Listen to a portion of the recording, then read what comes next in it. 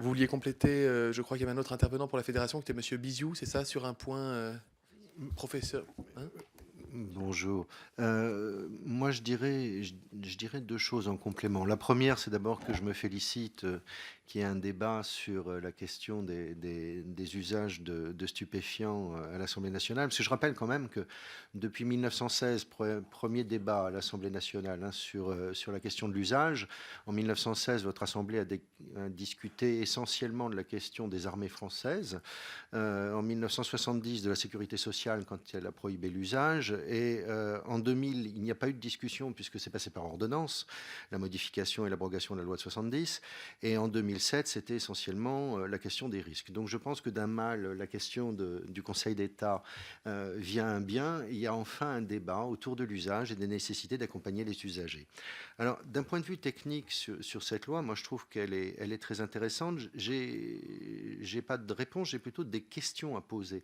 Il y a deux points qui m'étonnent un petit peu. Le premier, c'est que l'article 8 reste dans le chapitre consacré au VIH. On vient de parler d'hépatite, on vient de parler des différents risques qui concernent les usagers. On a deux chapitres dans le Code de la santé publique, un sur le VIH et un sur la toxicomanie. Et je trouve un peu dommage qu'on cantonne en fait la réduction des risques au chapitre consacré au VIH plutôt que d'intégrer ces dispositions dans le chapitre relatif à la toxicomanie. Donc, pour moi, la réduction des risques, c'est pas seulement le VIH, c'est plus large que ça, c'est plus vaste.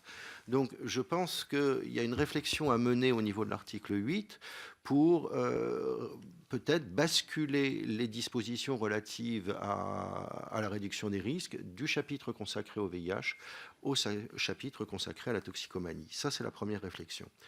La deuxième réflexion, pour aller vite, elle concerne l'article 9, cette fois-ci, son grand 2, alinéa 3.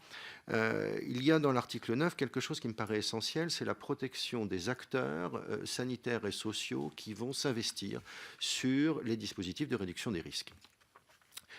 Jusque-là, on considérait que de toute façon, l'ordre de la loi suffisait pour couvrir les différents acteurs.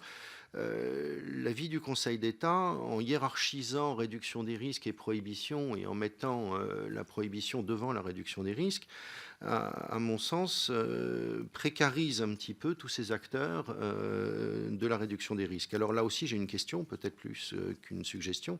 C'est pourquoi limiter aux salles de consommation cette protection des acteurs de la réduction des risques? Pourquoi ne pas l'envisager plus globalement, comme on le fait pour la police, comme on le fait pour les douanes et la gendarmerie, lorsqu'il y a une action qui est autorisée par la loi, dans le cadre prévu par la loi, eh bien à ce moment-là, rassurer les différents acteurs en leur disant qu'ils ne risquent pas de poursuite, et notamment pour reprendre ce qu'a dit M. Coutron, c'est tout simplement faire cette dissociation entre aider les usagers à se soigner et les accompagner, et puis aider à consommer de la drogue. C'est pas la même chose.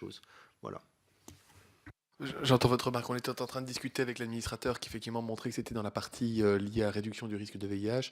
On pourrait tout à fait envisager d'introduire une partie réduction des risques de façon plus générale et de tenir compte de votre remarque. Merci.